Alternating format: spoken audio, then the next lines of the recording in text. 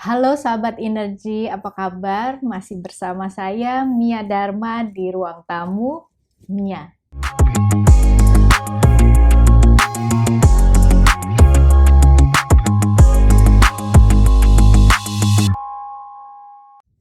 Apa kabar nih?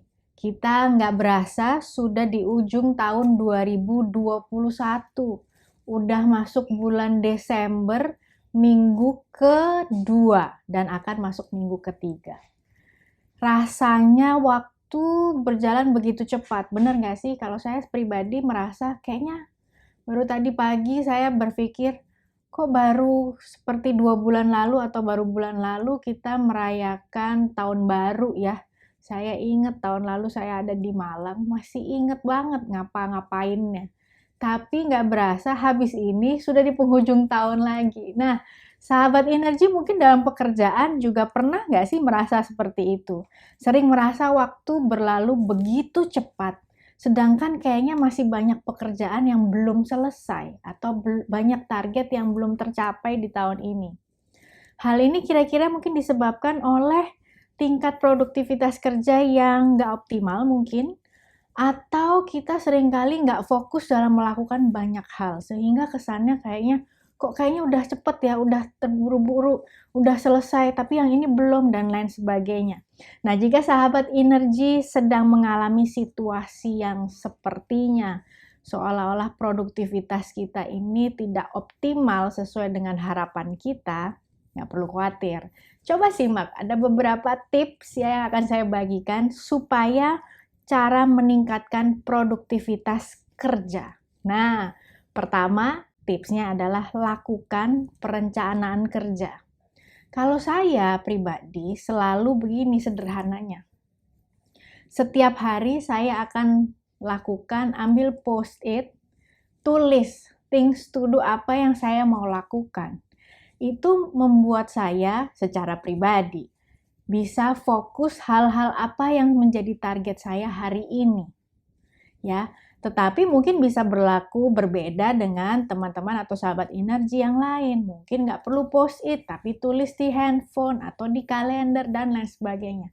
Tetapi perencanaan kerja sangatlah amat penting. Tidak hanya terpaku kepada things to do atau list yang kita tulis setiap hari, tetapi perencanaan biasanya meliputi ada perkiraan waktu pekerjaan yang harus kita kerjakan berapa lama. Kalau ini berkaitan dengan project, kita mesti atur dengan baik. Kita udah harus tahu perencanaannya membutuhkan waktu berapa lama.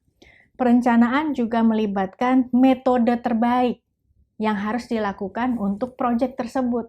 Harus pakai metode yang seperti apa? Kemudian bisa juga dengan merencanakan modal yang dibutuhkan dan pastinya target yang ingin dicapai. Jadi perencanaan atau membuat perencanaan membantu kita untuk lebih fokus dan lebih teratur dalam melakukan atau membuat sebuah target itu tercapai. Tips yang kedua, fokus kepada prioritas. Nah, ini nih, sebenarnya poin kedua ini sangat sederhana dan saya yakin sahabat energi juga udah ngerti banget. Namanya hidup, namanya melakukan sesuatu pasti ada prioritas. Udah tahu nih skala prioritasnya yang mana. Tetapi pada saat praktek seringkali nih ya, kadang-kadang udah mulai campur aduk. Nah, nggak tahu nih, sahabat energi yang pria bagaimana. Cuman kalau yang wanita atau yang perempuan, karena kita terbiasa dengan multitasking, kadang kita udah nggak ngerti, udah nggak tahu lagi membedakan mana skala prioritas yang dianggap penting atau yang urgent. Nah, ada dua hal yang berbeda nih, sahabat energi. Ada hal-hal yang urgent, artinya harus dilakukan saat ini juga. Emergency. Nah, tetapi ada hal-hal yang penting, tetapi tidak selalu urgent. Nah, ketika kita bisa membedakan mana pekerjaan yang urgent dan mana yang penting, kita bisa memilah-milah saat ini saya harus mengerjakan yang mana dulu. Setelah yang urgent selesai, baru kita lakukan yang berikutnya. Nah, skala prioritas sangat amat penting, sangat amat membantu kita untuk dalam hal kita memanage energi, memanage waktu, dan yang perempuan, memanage kewarasan. Itu penting banget ya. Kalau enggak, semuanya campur aduk. Bingung, semuanya dianggap penting, akibatnya apa? Enggak ada yang penting, karena semuanya kita anggap penting.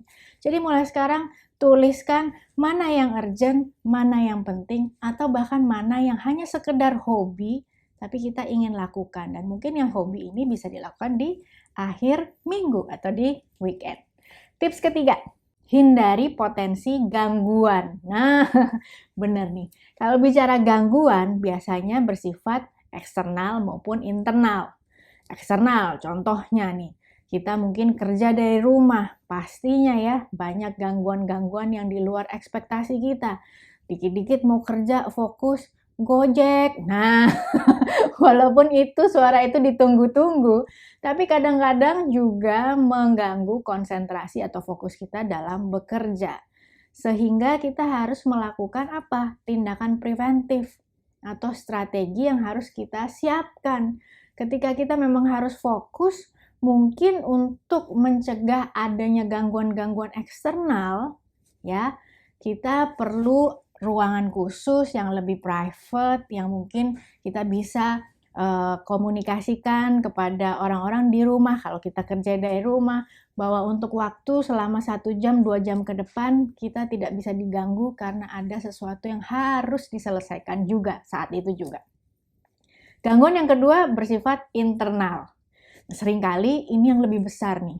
Gangguan internal adalah gangguan yang keluar atau adanya dari diri sendiri, yaitu contohnya kita sudah tahu nih ada tugas, ada target yang harus dicapai, tapi pakai alasan bahwa tapi kan aku capek, aku lapar nih, mau nyemil dulu gitu ya. Kayaknya otak nggak jalan nih kalau nggak cemilannya nggak lancar gitu ya.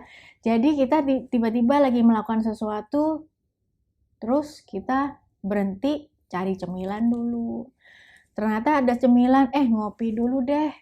Ya, leyeh-leyeh dulu, santai-santai dulu. Ternyata keterusan.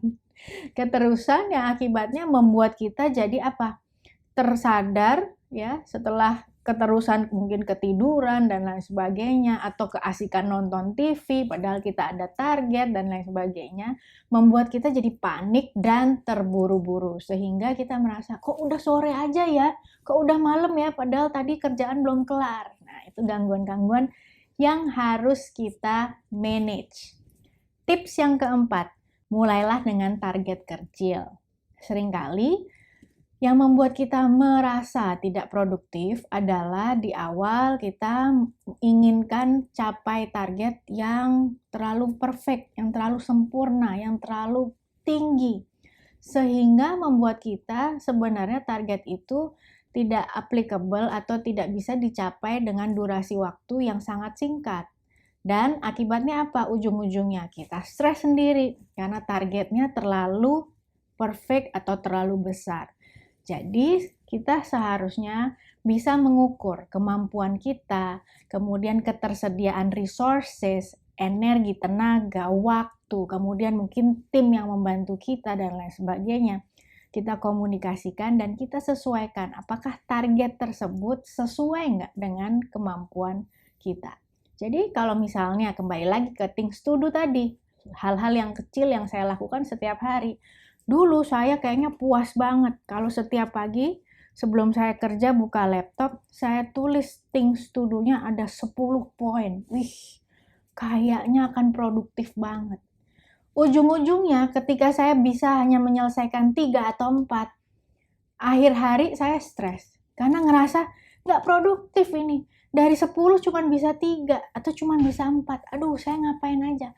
Akhirnya saya bikin diri saya stres sendiri, dan marah sendiri, kesel sendiri pada diri sendiri. Akibatnya apa? Jadinya nggak seneng, nggak happy, nggak puas.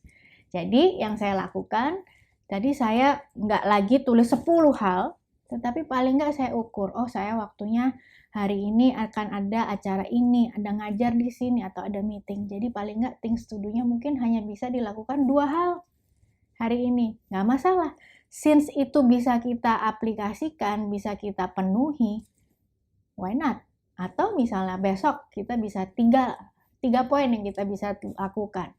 Mulailah dengan target-target kecil yang masuk akal dengan kemampuan dan resources yang kita miliki. Tips kelima, evaluasi. Ya, evaluasi sangat amat penting, sahabat energi. Terutama ketika kita selesai melakukan sebuah project atau ada target yang kita sudah selesaikan. Setelah itu apa? Kita adakan evaluasi. Karena evaluasi berguna untuk mengetahui efektivitas strategi yang kita lakukan. Mengetahui masalah-masalah yang mungkin terjadi. Jadi supaya untuk kedepannya masalah-masalah tersebut bisa di-manage. Evaluasi juga bisa membuat perencanaan untuk proyek berikutnya bisa lebih baik dan efektif. Jadi, untuk kita bisa meningkatkan produktivitas kita dalam bekerja, kita bisa mulai melakukan 5 tips yang tadi saya bagikan. Jadi tunggu apa lagi? Udah mulai di ujung tahun, menuju tahun 2022, kita praktekkan yuk 5 hal sederhana, 5 hal tips praktis yang kita bisa lakukan untuk membantu kita supaya lebih efektif, lebih efisien, dan produktivitas kerja kita meningkat. Oke, saya Mia Dharma, sampai ketemu lagi minggu depan. Bye!